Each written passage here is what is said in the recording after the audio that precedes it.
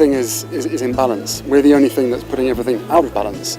So somehow we have to be able to accept and learn and appreciate what already exists, rather than destroying it and then realizing that we need to then recover from it, because we are literally driving ourselves to extinction. I think it's becoming more and more obvious that actually ecosystems across the world are under massive threat. And I think for too long there's been a part or a group of people that have said, oh, well, you just want to protect those trees because they're pretty, or that they're, that they have some sort of a purpose. It's like, yes, but what is the purpose? The purpose is vast.